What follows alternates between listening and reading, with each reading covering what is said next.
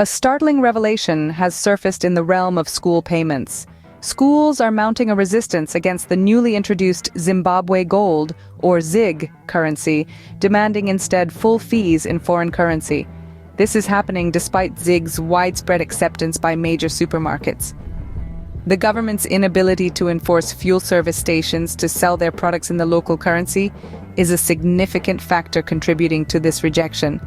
Intriguingly, ZIG is a legal tender, circulating in a basket of currencies. Yet citizens cannot apply for passports using this local currency. This week, according to the Manaka Post, most schools in Manicaland province were turning away parents and guardians who wished to pay fees and levies in local currency.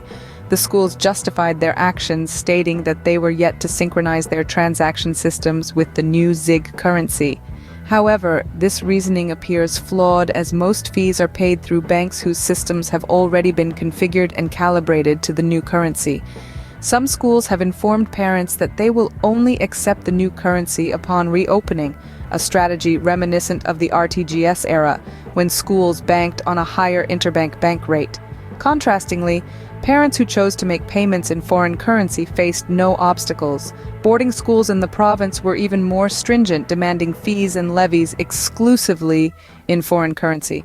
In response to this situation, Tangana Ndoro, the Director of Communications and Advocacy in the Ministry of Primary and Secondary Education, reiterated the government's stance that parents have the freedom to pay in a currency of their choice, be it Forex or ZIG. According to Secretary's Circular Number 10 of 2022, the government's position is that school fees should be paid in the local currency, now referred to as ZIG.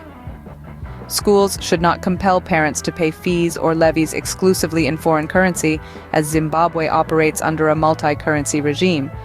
To sum up, the current situation exhibits a resistance against the newly introduced ZIG currency by schools in Zimbabwe. They demand fees in foreign currency, despite the government's insistence on the use of local currency. Looking ahead, the scenario is quite uncertain. Will the schools adapt and accept ZIG as a legal tender, or will they continue to demand fees in foreign currency? Only time will tell. For now, the ball is in the court of the Ministry of Primary and Secondary Education to ensure compliance with their policy, thereby ensuring fairness and flexibility in fee payments for all parents and guardians.